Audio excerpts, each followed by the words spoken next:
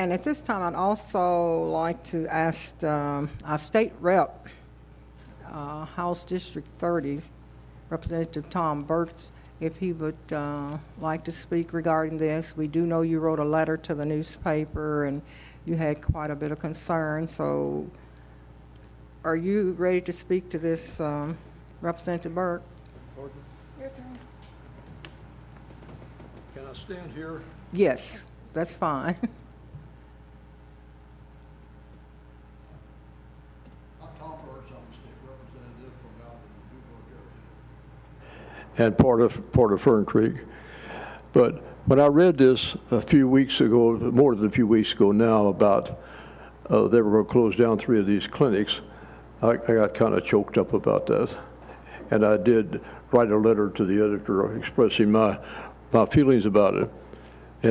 And the health department did come out about a week or so ago, was it now, and explained to me what they had planned to do and why they had to do it, because we come $800,000 short. Well, then I read the paper where the mayor found $1 million to move a building that nobody wants and got no place to put it, and we can't shift $800,000 into this program. Now, where I live on Lambert Avenue, if as the crow flies, it's about 2 blocks.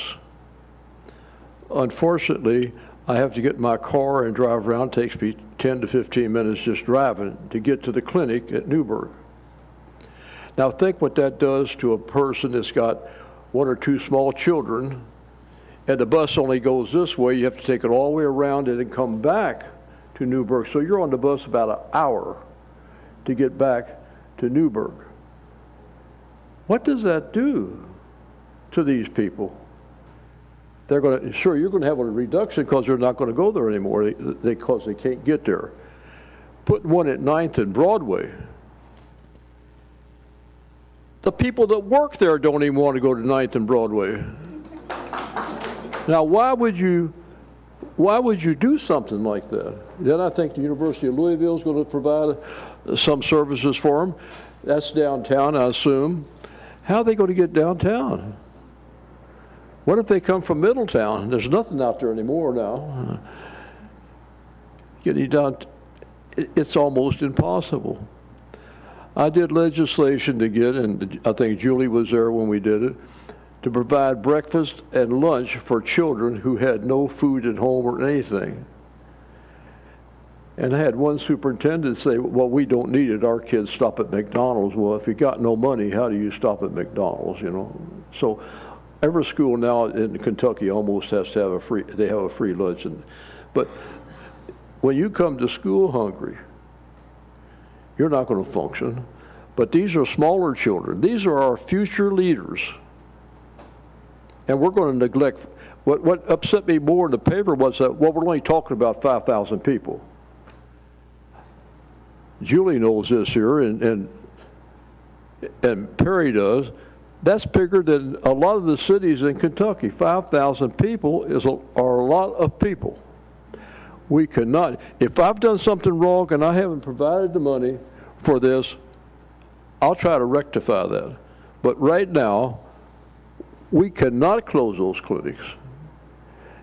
I ask any one of you here, including the doctor and the health department people, to try to get to one of these clinics, if you have, particularly if you have no money. How do you get there? And if there's something we could do on a state level, I'm willing to do it, and I think I can get it done. But to let this drift out here and nobody knows about it until you read about it in the paper is unforgivable. And that's what happens a lot of times. They sit on their duff and don't tell us. So we have to react rather than plan something. Now I suggest, of course, you all are here because you're on the health committee and you all know what I'm talking about. But some of the members of this council don't know what we're talking about because they're not exposed to it. Some of them live in an area that would never see a poor person. And I represent poor people. And I know what it's like. I was out in my car last week, and I know what it's like to try to get someplace. It's difficult. But I suggest that we try to get together before this actually takes effect and sit down with the people that can make things move. That's starting with the mayor, or if it takes the governor, or whoever it takes.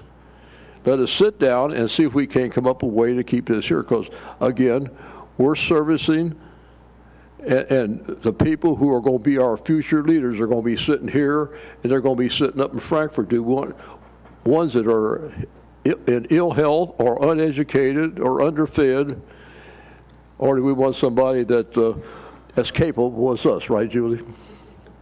So I just ask you to get us together where we can get to and talk about this here and save these clinics. Thank you. Representative